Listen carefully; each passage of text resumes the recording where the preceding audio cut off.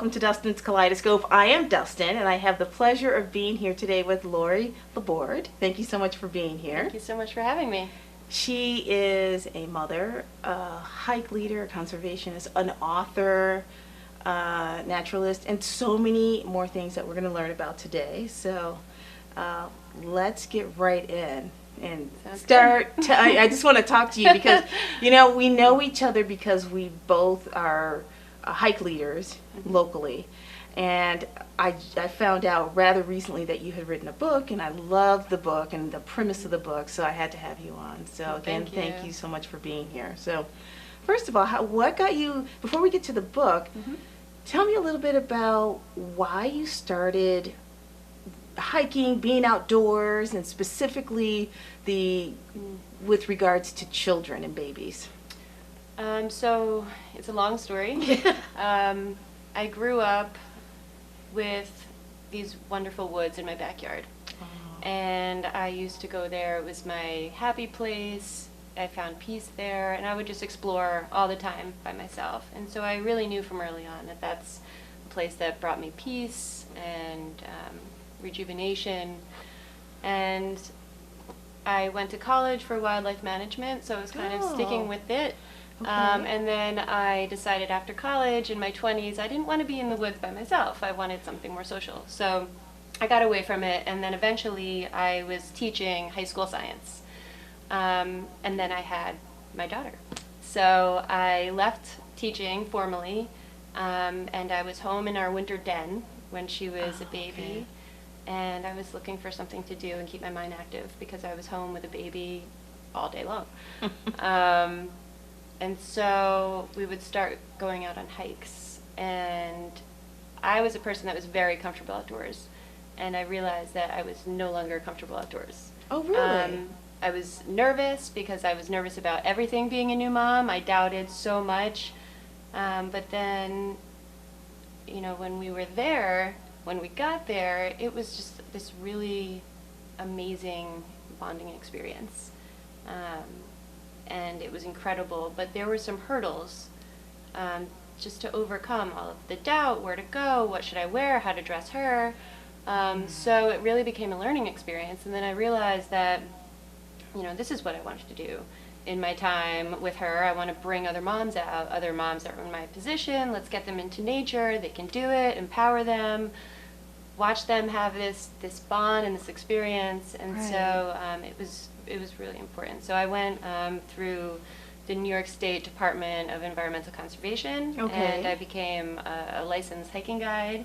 Wow. I didn't even know anything like that existed. Yeah, it doesn't in New Jersey, so in New York. And so then I started leading families with my daughter. So it was a pair thing. So I'll bring you to the artwork on the cover later, but it really is a representation of us. And when you say that you brought your daughter, you were wearing her. I was wearing her. So, and you know what? That's what I think a lot of people miss, is that they start bringing their children out into nature once they can walk, meaning that they're 4, 5, 6.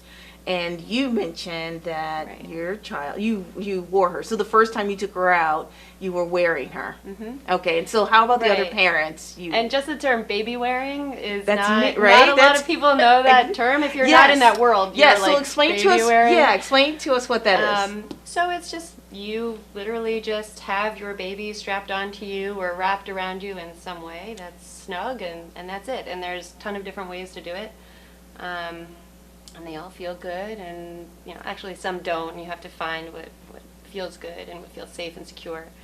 But so that's baby wearing. And when you were leading the hikes in New York, were most of the parents bringing their children out? Were they walking? Were they wearing their children? What was the combination? Right. So I was in Brooklyn at the time. So marketing myself was a whole other ball game.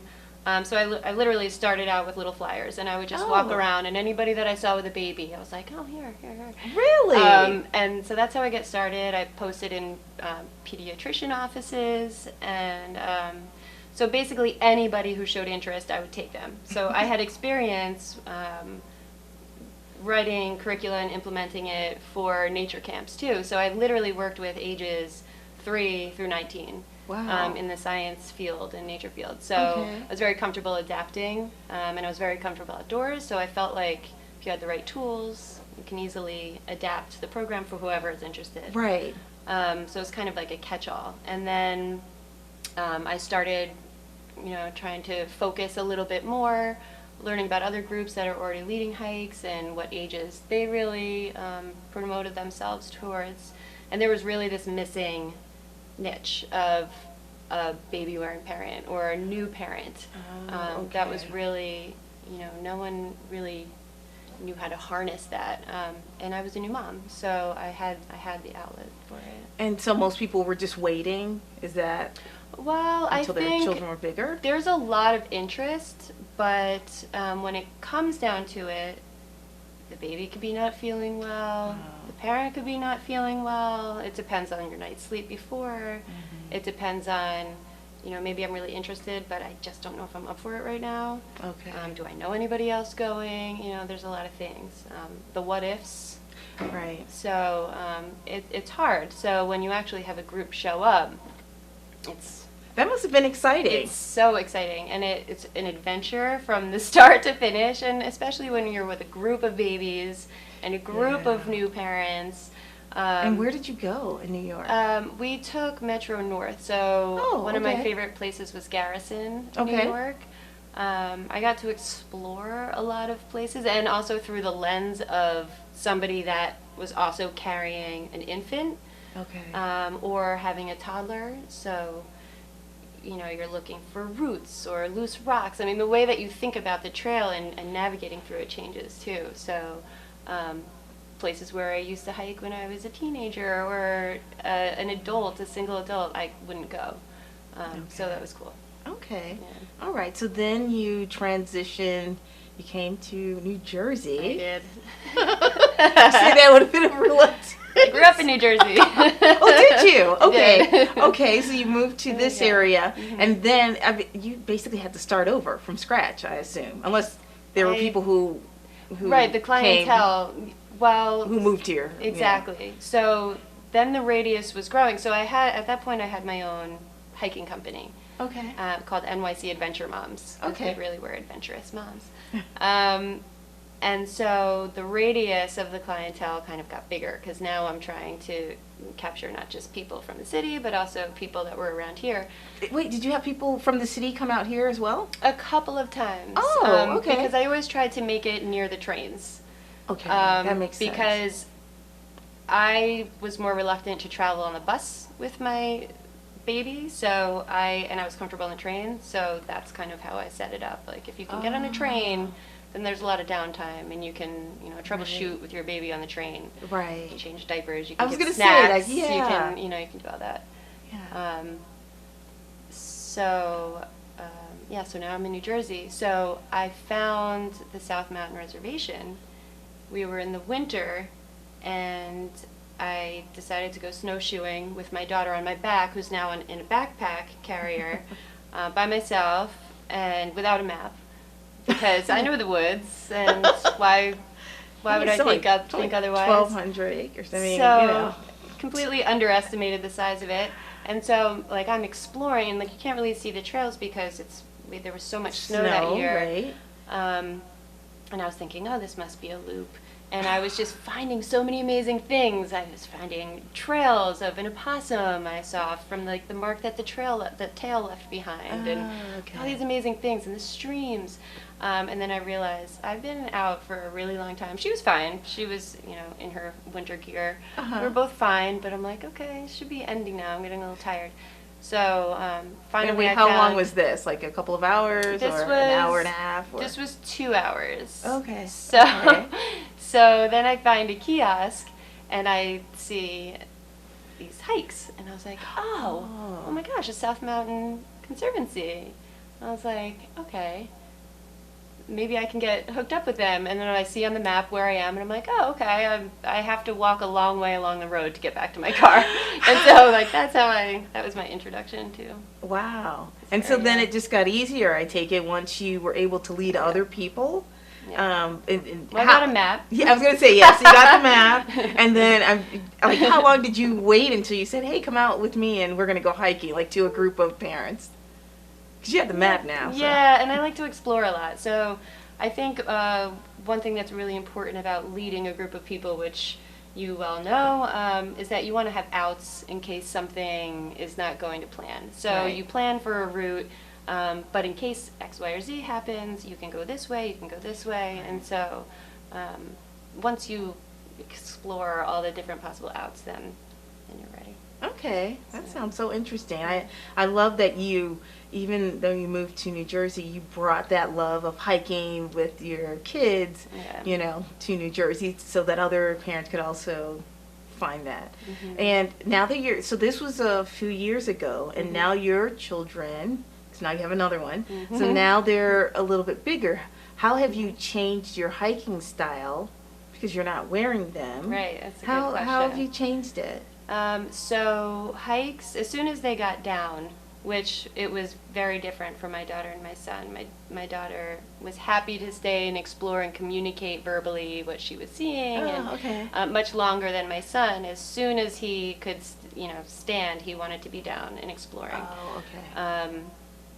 And when he was tired, he would nap on me, and I would bring the portable one. Okay. So our hikes were explorations, and that's what happens when kids get on the ground, right? Okay. You can't say we're going on this hike and we're going from here to here and look at that scenery, and it's not like that. And I don't think that I hike like that anyway. But there's been times where you just really want to get to this one point and it's not going as planned. You're not following the plan. So you just have to open your mind, and there's so much to see and explore. And there really is. So how have you been able to help other parents see that a hike, there isn't necessarily an end point, but it's the whole experience itself? Like, because I'm sure if parents come out there, they're thinking, okay, we're going to go on this hike, it's going to be a lot of fun, and we're going to go half a mile, 2 miles, whatever it is. How do you get them into that mindset that it's not necessarily going to end up that way? It's interesting because everybody comes to the hike with different expectations, right? So some might be like, okay, I finally get in that fitness that I've been really wanting to get back into, and they come with that expectation, where others are just trying to get used to a new carrier, and some don't know what to expect, or they're just hoping that their baby doesn't start crying.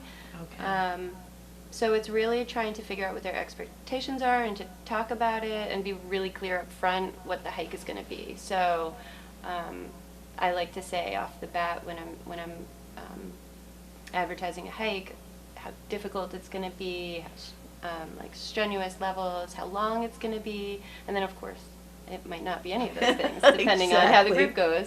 Exactly. I've been on that end many times before, where you expect one thing, and especially for us, where we put in our hikes, months before. But we are out of time for this segment, but we're going to come back, and I want to really dive into your book and ask you about what motivated you, and some of the other things that I think are just absolutely wonderful. So this is Dustin's Kaleidoscope, and we will be back in one moment.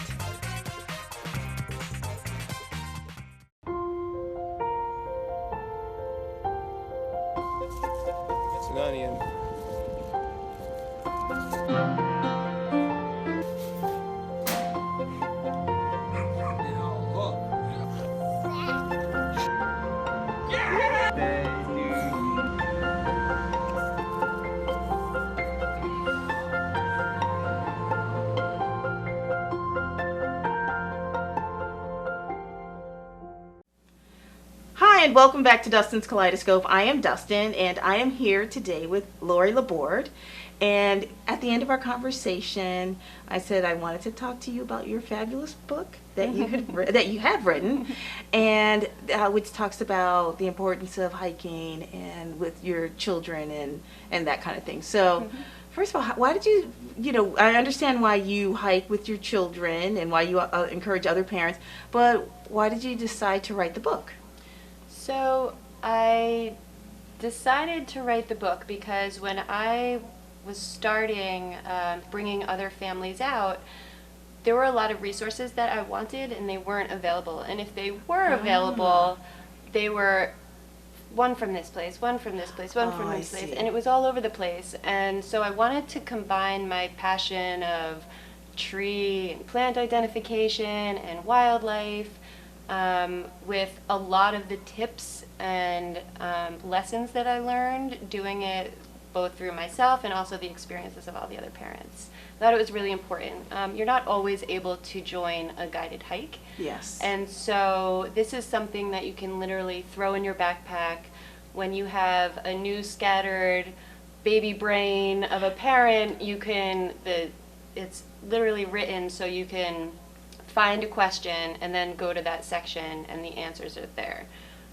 It's just really simple, so you can really skip around. You don't have to read it cover to cover, and it was intentionally done that way because I had major baby brain. But that's what I love about the book is that you don't have to read. It's a resource. It's you throw it in your backpack. You can identify some of the things that are out. If you have a question about a bird or foliage or something like that, you can, okay, maybe it's in here. Or even if you have a question about, am I doing this right?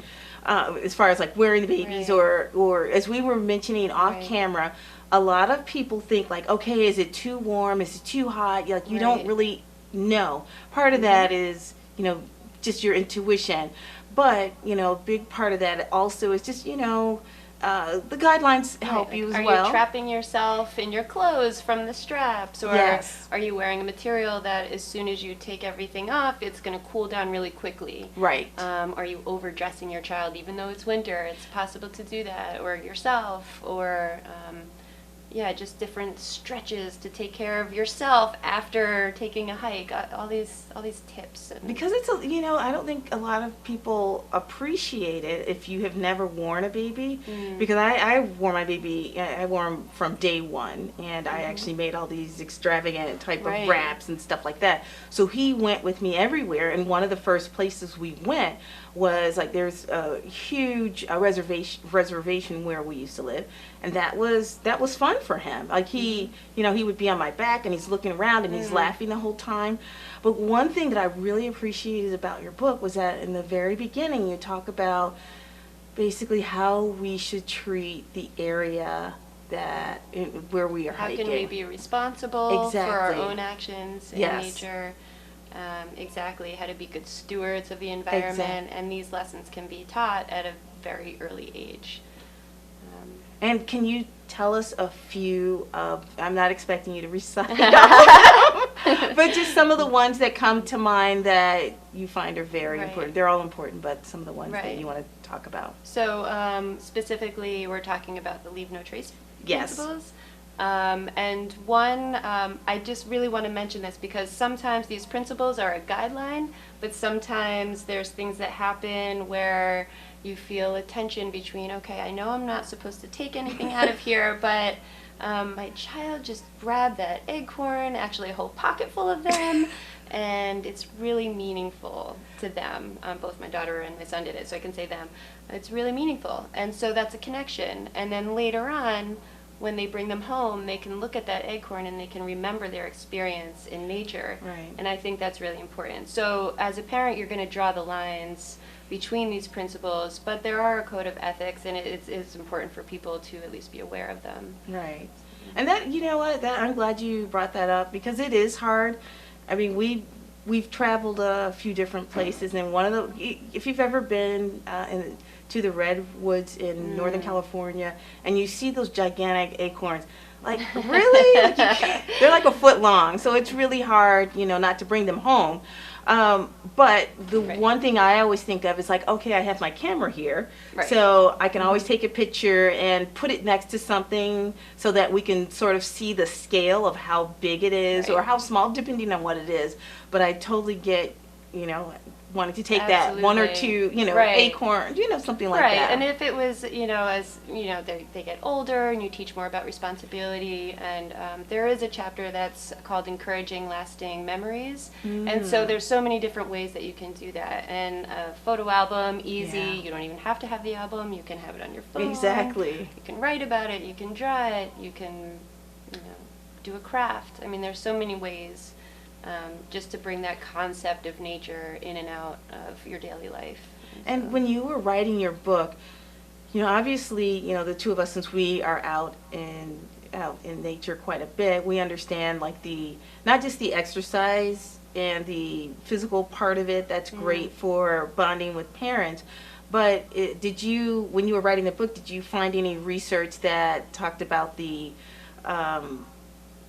physical, beyond the physical, where it's like, this is a nice calming thing for parents to do with their children? Did you find any? Well, that's interesting that you say with children, because I didn't see that, but there's a lot of research that suggests that people are healthier, they're more full, they're less stressed, or if they are stressed, it's a place where you can go to de-stress, and that research is there, but there isn't anything that I've seen between that real intimate connection between the parent and the child that I think is just this really unique place to do that, and to be in nature and to have that focused attention together.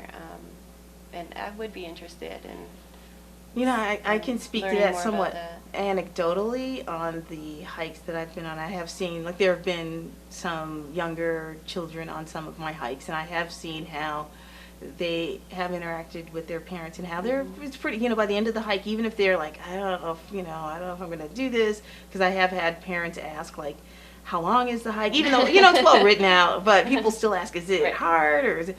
And afterwards, they're like, both the child and the parent have had such a good time, Right. with the hike. So, Well, there's so much doubt, and that's one of the things that I'm hoping that this book can do for people that have doubt, is just that it makes it a little lighter, and that they're empowered knowing that they have planned and prepared the best that they can, so that when they are in nature with their child, they don't have that nervous energy, Right. and they can know that they did the best to prepare, and so they can be more present and more open and to I that relationship. and I totally agree. I think that's part of it, is just doing it. Right. Because if you mentioned To jump in. Yeah, in the first half, you mentioned how you were a little reticent about going out with your brand new baby, and then finally you did it. You may have had some stumbles, you may have stumbled along the way, but you did it. I mean, I think, and that's the thing I think that's great about this book, is that it approaches being out in nature with your baby in such a way so that it's attractive to anyone. Even if you've Right. never gone out to hike or anything, it just it has a way of saying, like, it's going to be okay. It's Right. it's And okay. and if you're very experienced and then you're a new parent and you're like, oh my gosh, now everything's different. Like, I'm hoping that it's as helpful to a new hiker as it is to an experienced hiker. And with that said, it could also mean walker. It doesn't have to be hiker. Right, It's just right. kind of geared towards being in a natural setting. Right, yes. And I noticed that I love the cover. So could you tell us Yes. a little bit about the cover? So I can tell you a lot about the cover, and I be wonderful. first want to mention, before we dive into the explanation of it, that I had two really brilliant artists work on this book. Okay. And one is Zoe Bean, and you can follow her on Instagram at Zoe Bean Tattoo. Okay. And the other artist is Sweetie, and you can follow him at Sweetie Tattoo. Okay. And he did the layout and the design. And both of them, when I first started talking to them about my ideas for the book, I said, I really want it to be beautiful. Okay. And they were just so great in listening to everything that I could have ever wished for, and just made it just very, very beautiful and exceeding all expectations and wishes. But the cover is a picture of myself and my daughter. It's that's an actual photograph that we had, Oh, and then the really? setting is, we weren't in that setting, but that was just the artistic representation of it. And just the coloring, there was so much thought put into it, of how it should be kind of nostalgic feeling and a warm feeling because you're with your children and nature.